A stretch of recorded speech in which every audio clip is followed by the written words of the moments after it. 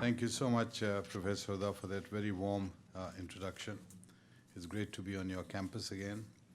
I'd like to thank you and, of course, my colleague and friend, Professor Amitabh. Where is he? There he is.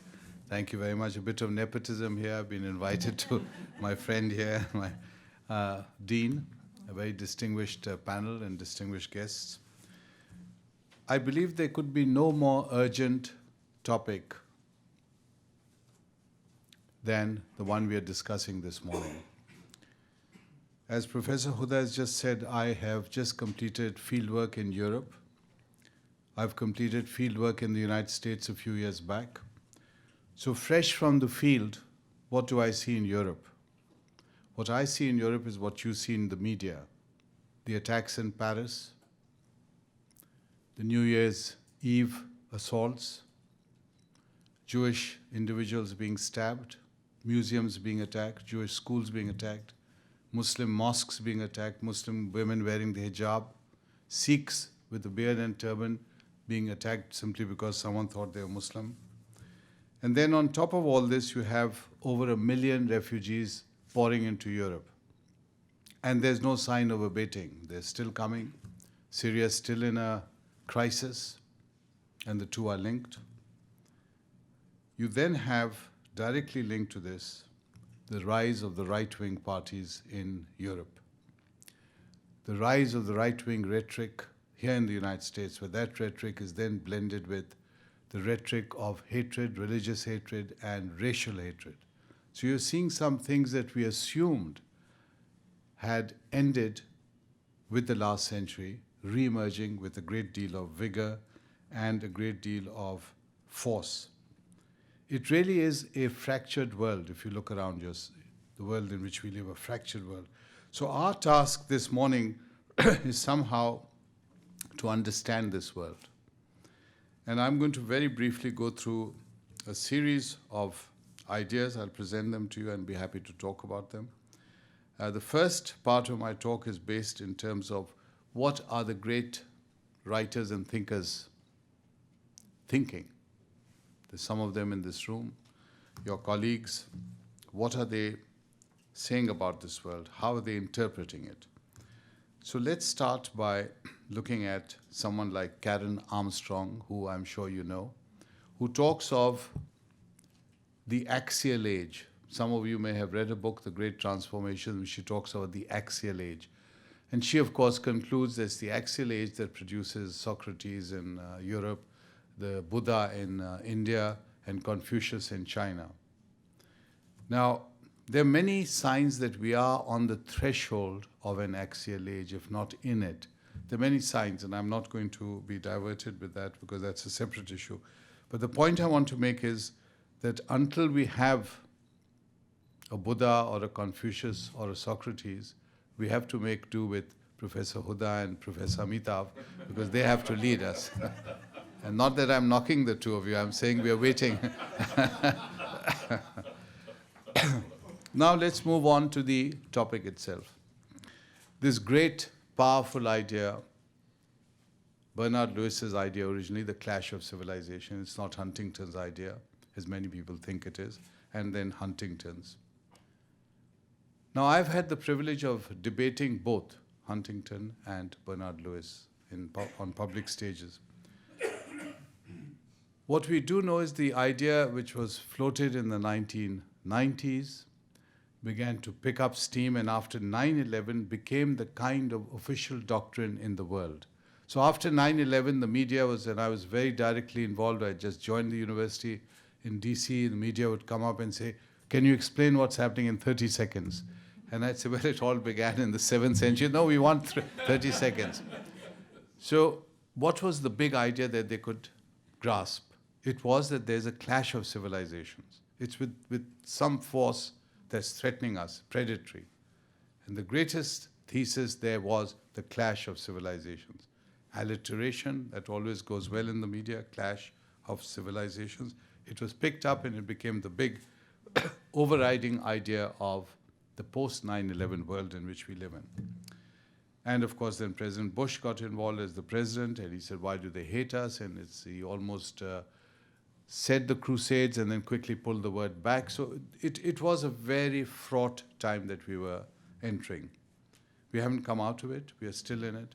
But thankfully, immediately countering that, and this is the good news, you had a very vigorous dialogue of civilizations being proposed, independent of the clash idea. President Khatami, in fact, from Iran, had first presented the idea at the United Nations, as you know, in the late 90s when he talked about the need for a dialogue. You had the Pope, particularly the present Pope. You got the Chief Rabbi of the United Kingdom, Lord Jonathan Sacks, vigorously promoting the idea of understanding, dialogue, bridge building. So you've got two great sets of ideas clashing. You had other ideas in the mix. Tom Friedman, for example, who was writing about globalization. Tom Friedman talked about this new age we've entered, globalization. It became very fashionable, if you remember, around that time. Globalization, in short, meant Americanization. So you saw everywhere, the whole world. His thesis was if two countries both eat McDonald's and drink Coca-Cola, they never go to war. Now, I'm not sure that's Amitabh, India and Pakistan, have they been to war while both drink Coke and have hamburgers? So I'm not sure whether that thesis can hold. So, but these are the kinds of ideas floating around. Then you had Fukuyama saying it's the end of history. History is over. We won. We don't need to be looking at anything else. This was on the eve of the emergence of several giants in the East. India was going to emerge as a superpower. China was going to emerge. And Fukuyama was talking about the end of history focused on Western capitalism. Then you had the religious leaders. We must not overlook them, with followings of millions of people. And here's an interesting paradox for you to contemplate. You had religious leaders here in the United States and in the West, evangelists particularly, who were waiting for the end of time, who actually said, on the basis of their belief, and we must respect everyone's belief, that the end of time is nigh, it's about to happen. And they believed this fervently, and they still do. And when the end of time happens, Jesus will come. And Jesus will lead our armies in this great battle in the Middle East, where Jerusalem, around Jerusalem, near Jerusalem, in Israel, in that part of the Middle East.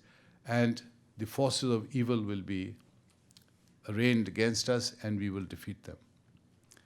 Now, here is the paradox. As Professor Huda will tell you, that in Iran, you have exactly the mirror image of this thinking in a major sect of Shia Islam. Exactly a mirror image, where the forces of good are waiting for, guess who to come from heaven?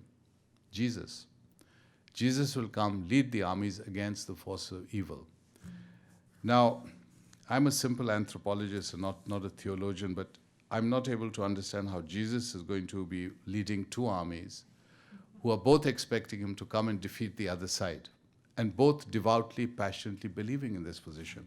It's just showing you the kind of paradoxes that we have to confront as scholars and try to disentangle. And I want to even mention the ancient alien theorists who believe this is all a great plot of the ancient aliens who came here thousands of years ago and implanted all kinds of genes in us, and we are just acting out a history that is already locked in, as it were, in a trajectory. Now, after 9/11, what I saw, I was on campus in class on that day, that each of us responded in our own ways. Some people said, Muslims are all terrorists. Some people say, I have nothing to do with this. Carry on with my life. Some people said, I've got enough problems on my plate. For me, it was a triple traumatic time. I was a social scientist, and I was seeing all the standard theories in my subject being challenged. The idea there's progress, the idea that we're moving to a more harmonious, more peaceful world, that's being challenged. As the chair of Islamic studies, I'm being asked to comment on what's happening, what is Islam, why is Islam promoting terrorism, does Islam actually preach terrorism, and so on. And then as a Muslim scholar in Washington, D.C. on 9/11, I realized that it would be a very, very personal response. I had to respond in one way or the other. And for me personally, I'd come to the United States, And I'd found this great country extremely hospitable, warm, welcoming. And I felt that whatever little I could contribute, and a professor is very limited in his contributions, I would now pay back, as it were. I had been, as Professor Huda mentioned, commissioner in the field. I'd been in charge of the tribal areas, especially on the borders between Pakistan and Afghanistan. So I had some idea of those people there who were involved in what was happening. And I also felt that some of the images and information we were getting in the media, these were not quite what I would say was happening in that part of the world, because I knew that part of the world. So I realized that my contribution could be to help better understanding here in the United States. Because people were making instant judgments. Very often they had very little idea what they were talking about, and very often those ideas then became part of policy. And policy meant trillions of dollars, thousands of lives that would be lost. I, of course, threw myself in, so I was constantly on the move. Pentagon one day, the Washington, the White House, the think tanks of Washington, student campuses, student delegations, and of course, involving my students. That was always my priority. What I did do was, I developed 4 very ambitious projects to try to understand our world. This was, again, please try to understand, coming from my 3 or 4 special perspectives as a social scientist, as an anthropologist, a trained anthropologist, as a Muslim directly involved in the debate about Islam, and as the chair of Islamic studies.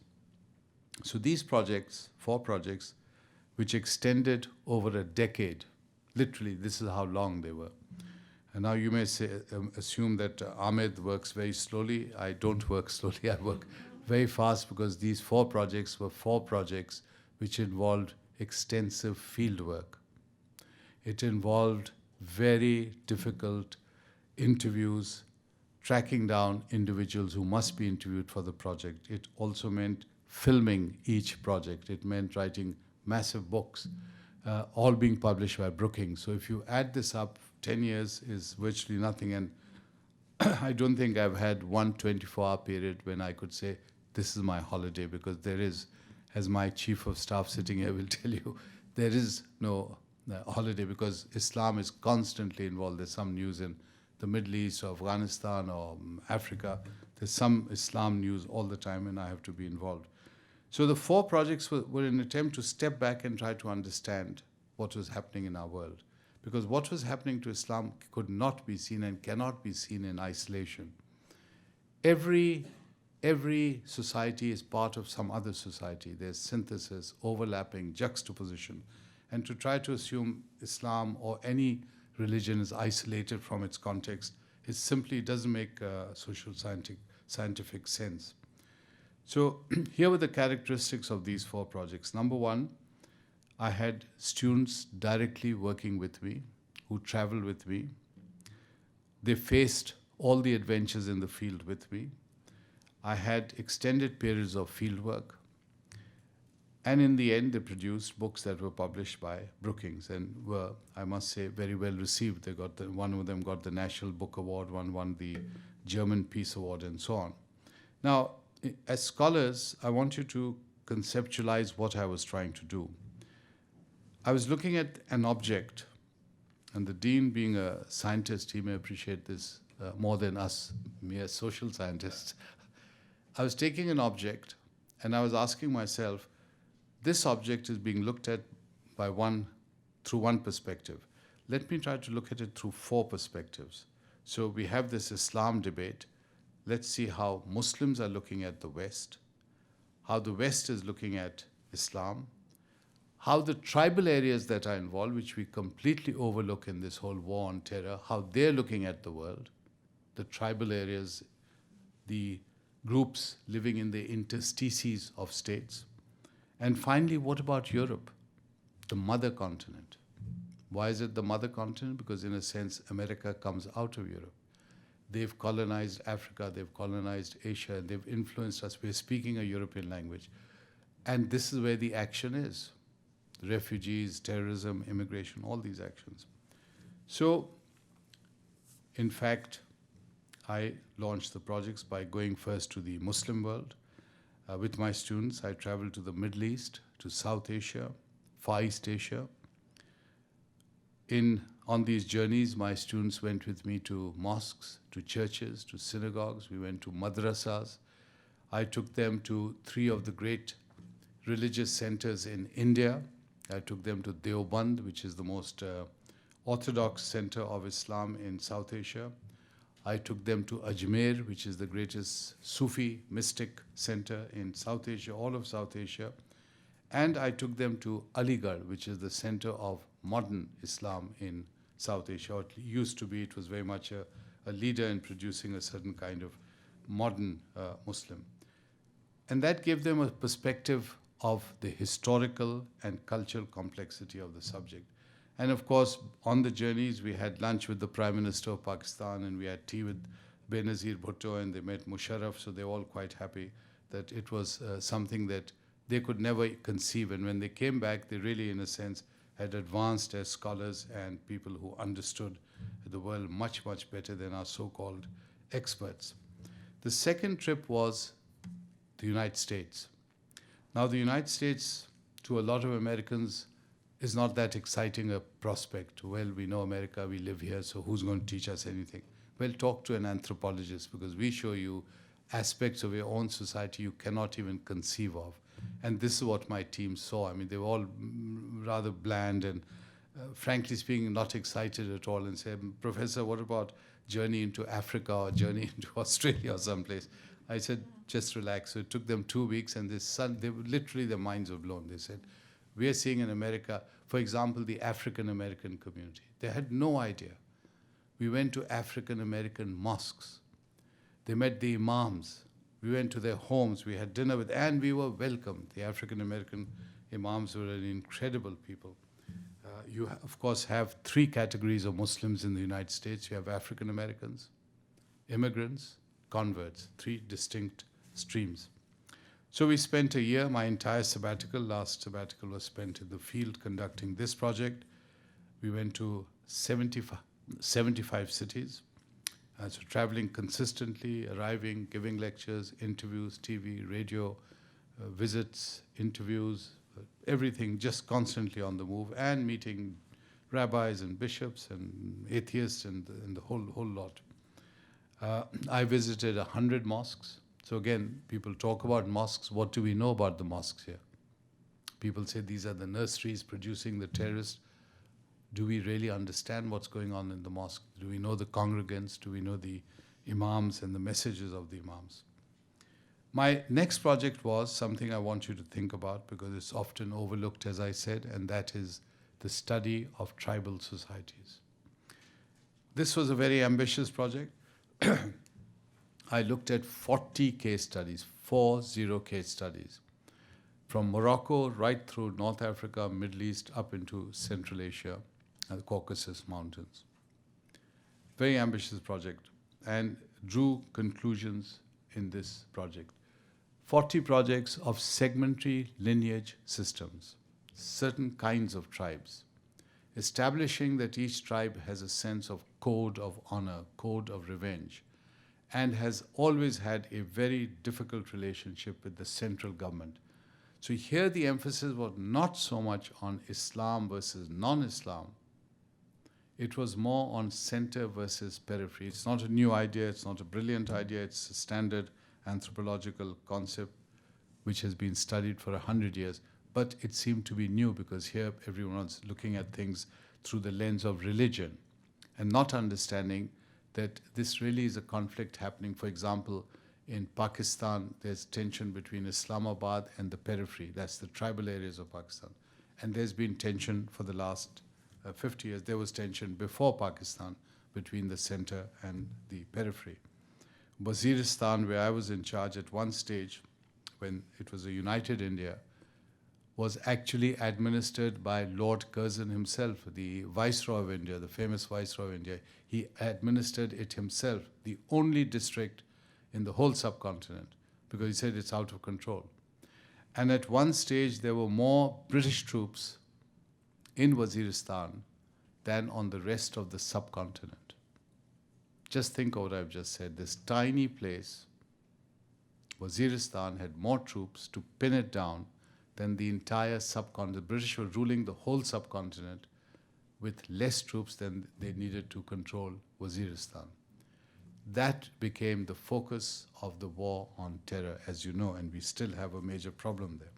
And we go into the reasons why. So all these tribal societies that have produced Boko Haram, tribal society, Al-Shabaab, tribal society, Taliban, tribal society, and now ISIS. Where is it coming out of? Tribal society.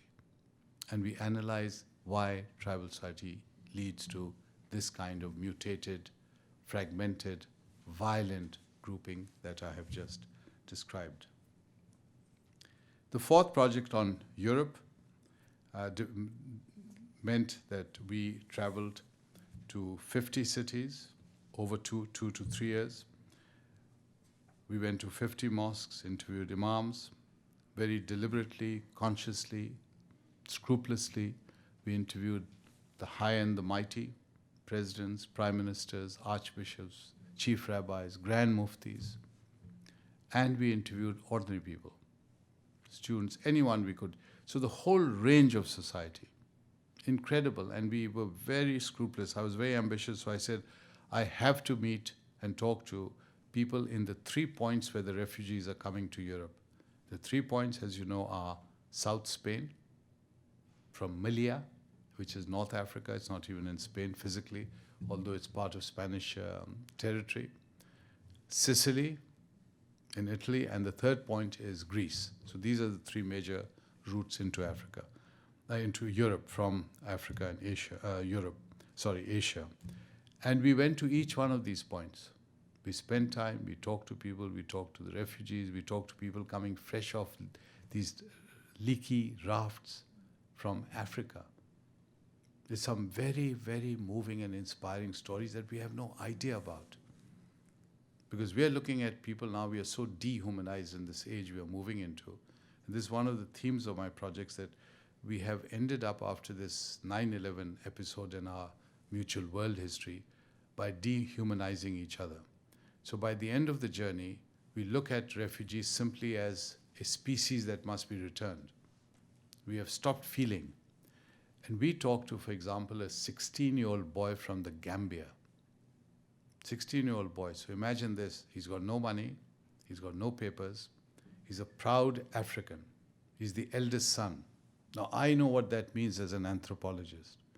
I know that he assumes, he's not bragging, he assumes that the burden of his family is on his shoulders. That's traditional society, particularly tribal society. So what does he do? He says, okay, I'm going to go off to Europe, I'm going to earn money, come back and look after my family. He's got young brothers and sisters, and his father and mother have divorced. So he just packs off and leaves without papers, no passport, no money, and he crosses the Sahara Desert through 7 countries. Takes him over a year. Now, could you do that when you were 16, 17? I couldn't. And he arrives in Sicily. And we met him, we ran into him in the local mosque where he was sleeping, in this little corner of the mosque where the imam had given him shelter, because Muslims who landed up, or non-Muslims, whoever came, was given shelter there for a couple of nights. And we got his story.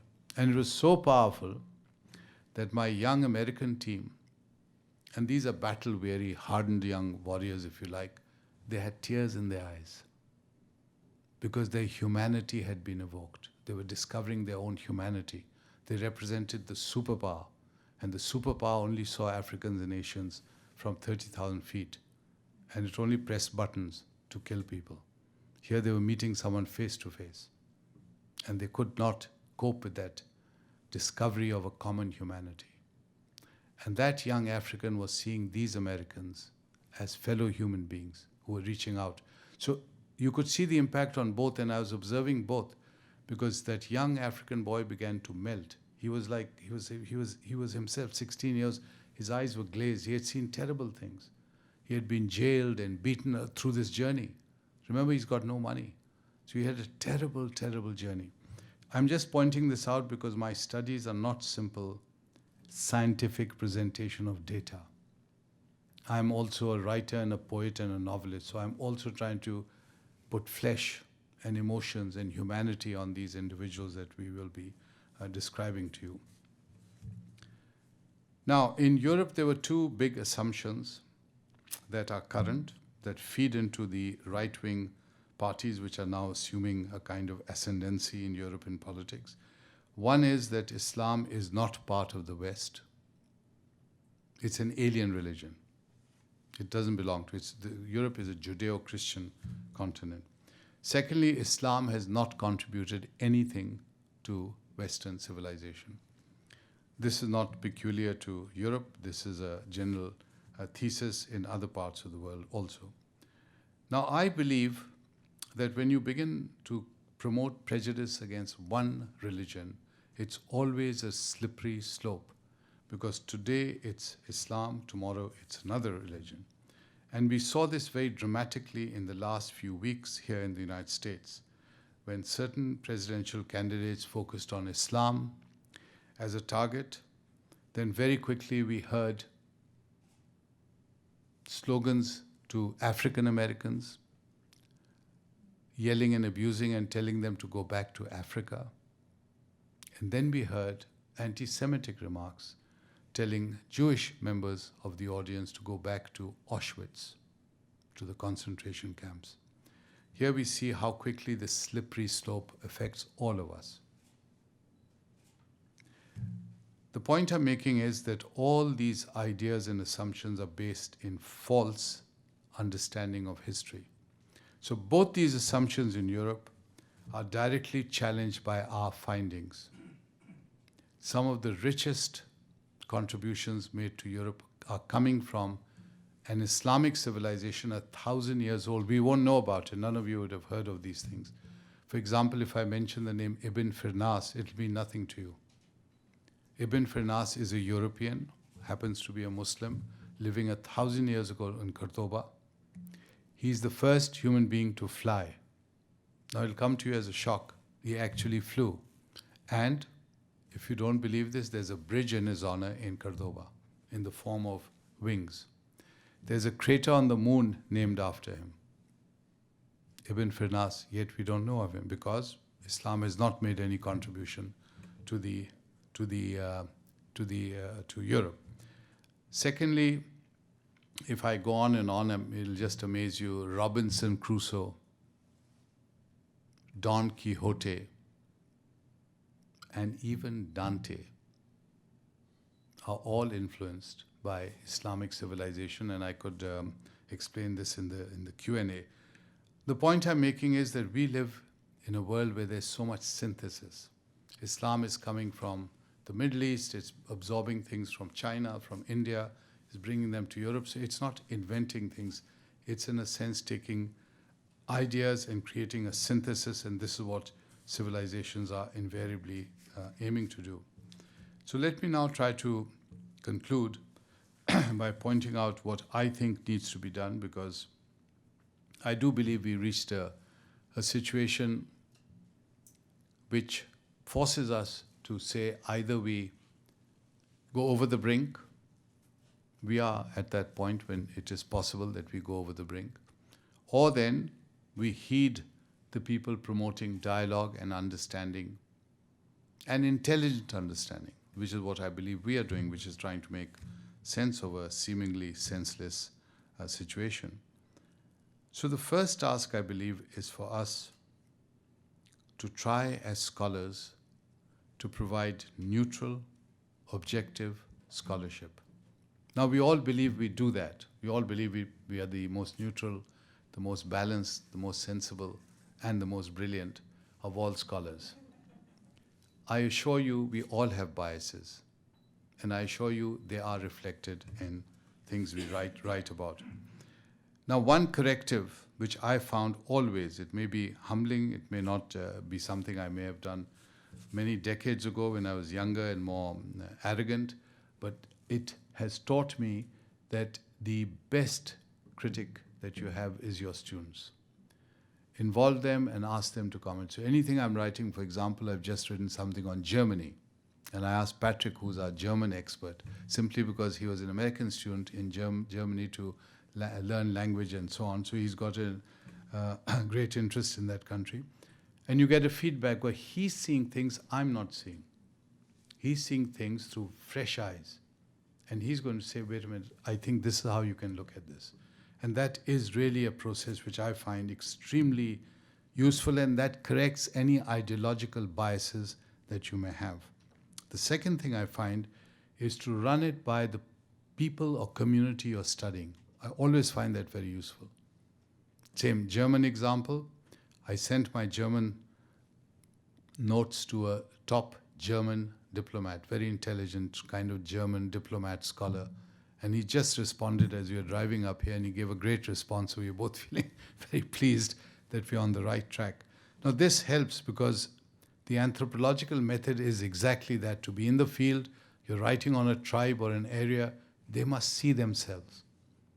Too often we go there, this has been traditional even in my subject, you go there, European, American, whichever anthropologist, you write about and you feel that I'm not going to meet these guys again. So I write in abstract terms. I'm writing about people, I'm creating those people, and yet I'm not able to interpret them correctly because I have no relationship with them. That's number one. Number two, the big takeaway that we obtained in our fieldwork is that the relationship between the local administration and the community, religious and social leadership needs to be much closer and much more effective. If it is not, then you will continue to see the terrorism and the violence. Because the terrorism is coming from somewhere. It exists, it's not made up, it's not imagined. Where is it coming from? It's coming from communities that are feeling alienated, that don't feel have a voice. And from that you get these young men, very often they're men, they're also women unfortunately, and they get involved. So the relationship between the administration and the community needs to be really close, and it isn't. I think there's an attempt on both sides, but it is not, and that's a problem. Thirdly, the focus. The focus must be on youth. Youth throughout the world is going through a new phase. Every time there's a new generation, every generation feels that the world is changing, we are going to change the world, and everything that went before us was incomplete and even rotten. So the youth here also in the United States, you see so much anger in the youth, which is a characteristic of youth and I think a great aspect of being young. But we have to listen to what's going on in society in terms of youth.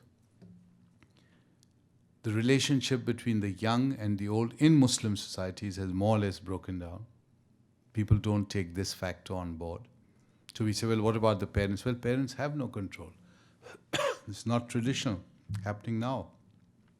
So many of our case studies confirm that a lot of these terrorists would be in the basement on internets, talking to some imam in the Middle East, and they're sitting, the families in Bradford or in Glasgow.